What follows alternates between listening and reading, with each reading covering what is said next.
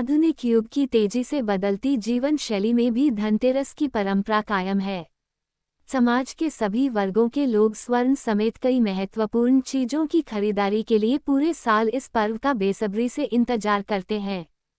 पंचांग के अनुसार हर साल कार्तिक कृष्ण की त्रयोदशी के दिन धन्वंतरी त्रयोदशी मनाई जाती है, जिसे आम बोलचाल में धनतेरस कहा जाता है। यह मूलतः धन्वंतरी जयंती का पर्व है और आयुर्वेद के जनक धन्वंतरी के जन्म दिवस के रूप में मनाया जाता है। धनतेरस के दिन नए बर्तन या सोना चांदी खरीदने की परंपरा है। इस पर्व पर बर्तन खरीदने की शुरुआत कब और कैसे हुई, इसका कोई निश्चित प्रमाण तो नहीं है, लेकिन ऐसा माना जाता है कि जन्म के समय धन्वंतरी के हाथों में अमृत कलश था। यही कारण होगा कि लोग इस दिन बर्तन खरीदना शुभ मानते हैं।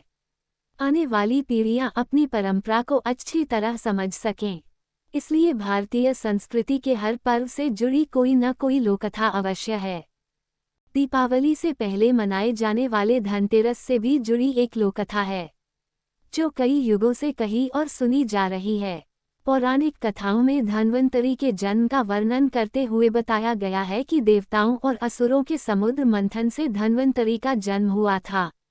वह अपने हाथों में अमृत कलश लिए प्रकट हुए थे। इस कारण उनका नाम पीयूषपानी धन्वंतरी विख्यात हुआ। धन्वंतरी को विष्णु का अवतार भी माना जाता है। परंपरा के अनुसार धनतेरस की संध्या को यम के नाम का दिया घर की देहरी बाहर पर रखा जाता है और उनकी पूजा करके प्रार्थना की जाती है कि वह घर में प्रवेश नहीं करे और किसी को कष्ट नहीं पहुंचाए। देखा जाए तो ये धार्मिक मान्यता मनुष्य के स्वास्थ्य और दीर्घायु जीवन से प्रेरित है। यम के नाम से दिया निकालने के बारे में भी एक पौराणिक कथा है कि एक बार राजा हिम ने अपने पुत्र की कुंडली बनवाई। इसमें ये बात सामने आई कि शादी के ठीक चौथे दिन सांप के काटने से उसकी मृत्यु हो जाएगी। हिम की पुत्रवधू को जब इस बात का पता चला तो उसने निश्चय किया कि वह हर हाल में अपने पति को यम के कोप से बचाएगी। शादी के चौथे दिन उसने पति के कमरे के बाहर घर के सभी जेवर और सोने चांदी के सिक्कों का ढेर बनाकर उसे पहाड़ का रूप दे दिया और खुद रात भर बैठकर उसे गाना और कहानी सुनाने लगी ताकि उसे नींद नहीं आए। रात के समय जब यम सांप के रूप में उसके पति को डसने आया तो वह आभूषणों के पहाड़ को पार नहीं कर सका और उसी ढेर पर बैठकर गाना सुनने लगा और पूरी रात बीत गई। इसके बाद अगली सुबह सांप को लौटना पड़ा। इस तरह हिम की पुत्रवधू ने अपने पति की जान बचा ली। माना जाता है कि तभी से लोग घर की सुख समृद्धि के लिए धनतेरस के दिन अपने घर के बाहर यम के नाम का दिया निकालते हैं ताकि यम उनके परिवार को कोई नुकसान नहीं पहुंचाए। भारतीय संस्कृति में स्वास्थ्य का स्थान धन से ऊपर माना जाता रहा है। ये कहावत आज भी प्रचलित है, पहला सुख निरोगी काया, दूजा सुख घर में माया।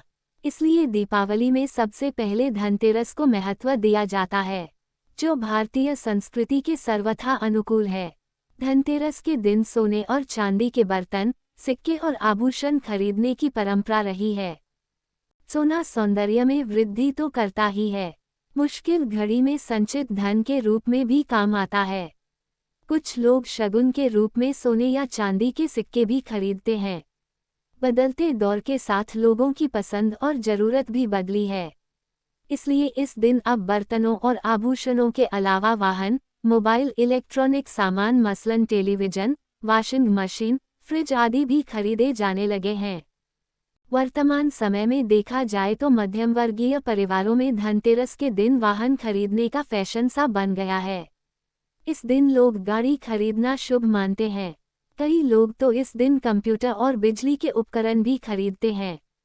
रीति रिवाजों से जुड़ा धनतेरस आज व्यक्ति की आर्थिक क्षमता का सूचक बन गया है। एक तरफ उच्च और मध्यम वर्ग के लोग धनतेरस के दिन विलासिता से भरपूर वस्तुएं खरीदते हैं तो दूसरी ओर निम्न वर्ग के लोग जरूरत की वस्तुएं खरीदकर धनतेरस का पर्व मनाते हैं। इसके बावजूद वैश्वीकरण के इस दौर में भी लोग अपनी परंपरा को नहीं भूले हैं और अपने सामर्थ्य के अनुसार ये पर्व मनाते हैं।